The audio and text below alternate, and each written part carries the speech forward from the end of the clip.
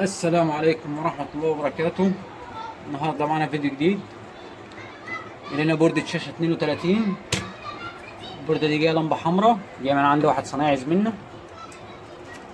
تلفيشها في الباور زي ما احنا شايفين، ومفيش أي استجابة. الراجل شحن فلاشة برقم البوردة وبرضه ما اشتغلتش معاه. هنبدأ أول حاجة نعملها، هنرفع الفولتيات بتاعتنا، نشيك على الفولتيات. هات الافو، ادي جهد ال 12 كده علشان ايوه، ادي فولت ال 12. عايزين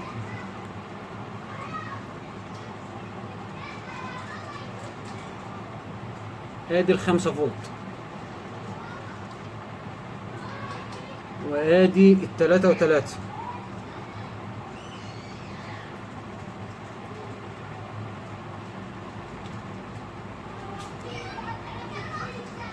وادي الواحد واتنين تغذية المعالج. فاضل لنا الواحد وتمانية.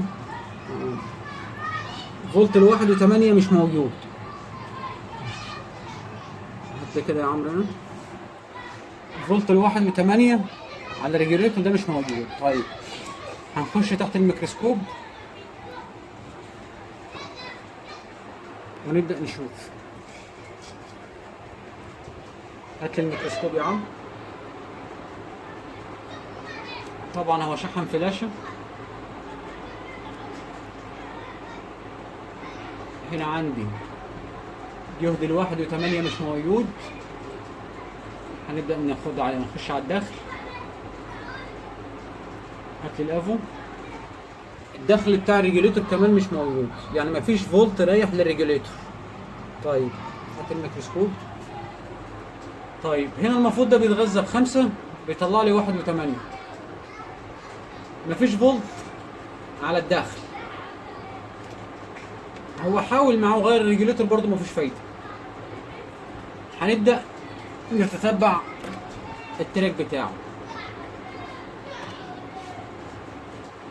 هنا المفروض يكون 5 فولت.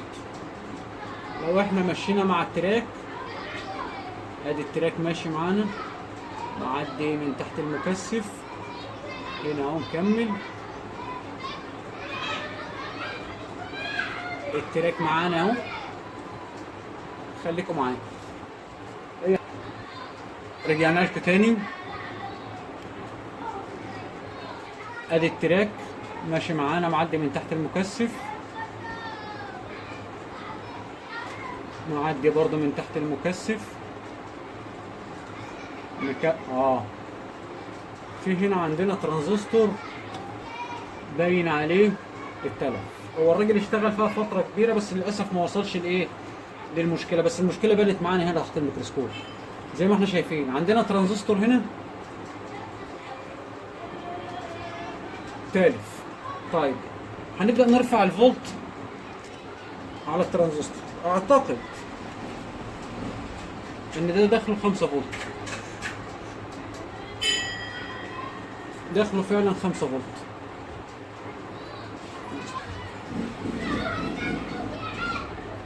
ده الداخل موجود عليه 5 فولت، وهنا الخارج مفيش. هات الميكروسكوب، هات الافو. ادي 5 فولت موجودين على الداخل. هات الميكروسكوب. والخارج هنا مفيش. اول حاجه هنعملها هنستبدل الترانزستور ده. هنجيب ترانزستور من بورده خالع عندنا.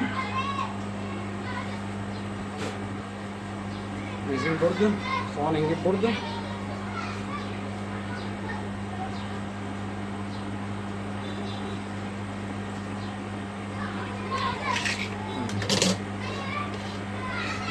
دي بورده عندي خالعه، قطع غيار. هننضفها.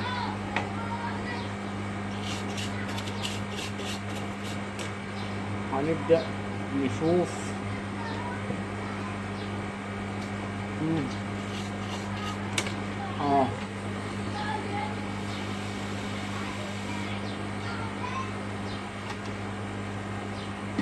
احنا معانا هنا ترانزستور 3481، ده ينفع بديل. هنخلع الترانزستور ده.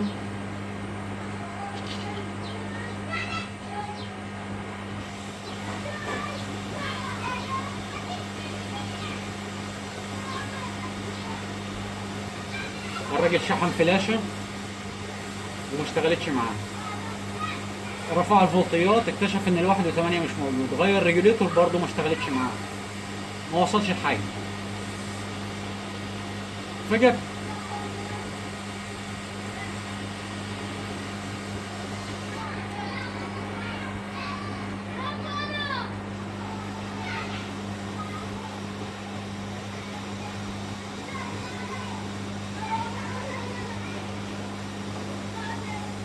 ادي رفعنا الترانزستور.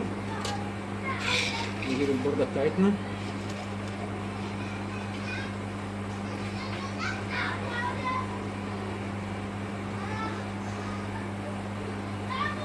وهنرفع الترانزستور الثالث.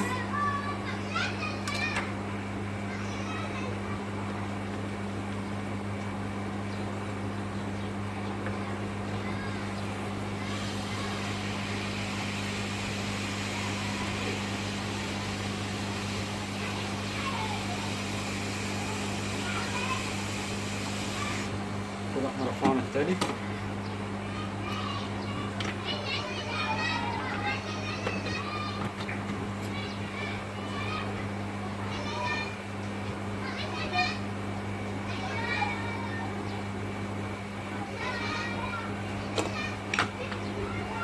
الولادة عاملة وش. هنبدأ ننزل بالترانزستور البديل.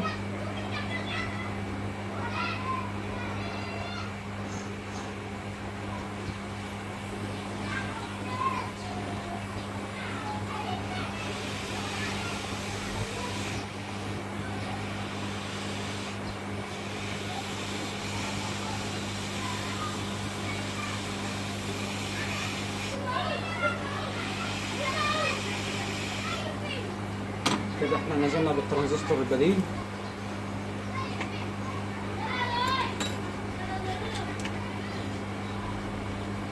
هات لي البوردة يا عم. هنبدأ نوصل باور.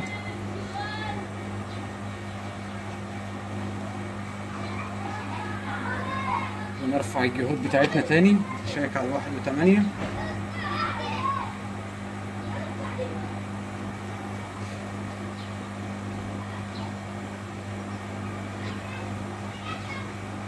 هات لي كده يا عمرو القفو. ادي ال 1.8 طلعت معانا، وادي الداخل 5 مظبوط، وادي ال 1.8. هات لي البوردة. زي ما احنا شايفين البوردة اشتغلت معانا كده، اللي ده البيان الاحمر اشتغل وقامت معانا. هنعمل عملية تيست سريعة، شوفوا طلعت معانا الصورة ولا لا.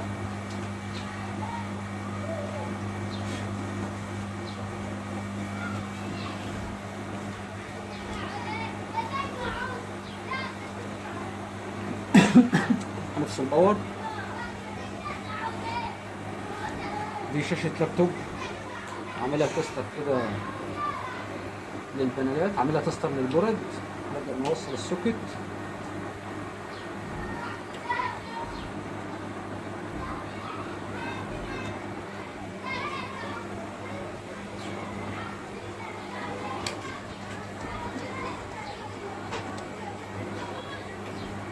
نوصل باور.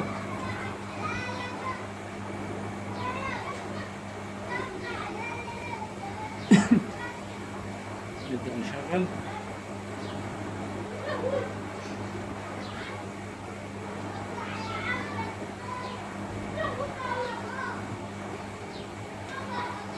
تمام، جابت معانا داتا.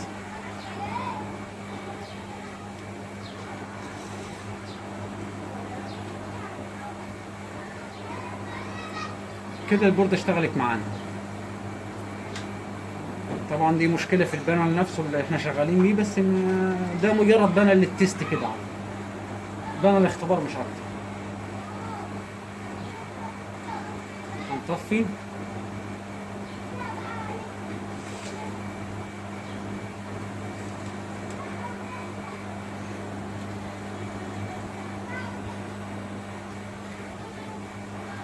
نشغل تاني.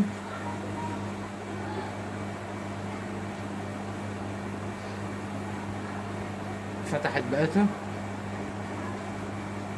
والشاشة اشتغلت معاها تمام دلوقتي. هنفصل الباور، نرفع البانل بتاعنا، الشاشة بتاعتنا شاشة التيست.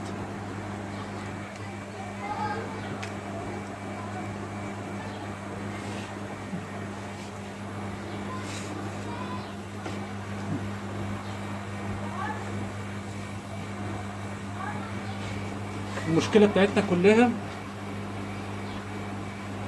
ال5 فولت ما كانتش موجودة على رجل الريجوليتور، فما كانش متوفر 1.8.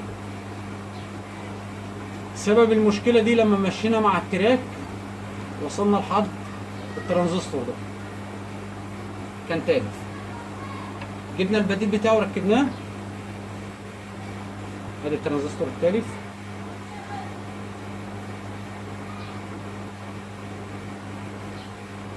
ده الترانزستور التالف، جبنا البديل بتاعه وركبناه، طلعت معانا الجهود والشاشه اشتغلت تمام والبورده اشتغلت تمام. ما تنسوش لايك، اشتراك، وتعليق لو عجبكم الفيديو. شكرا.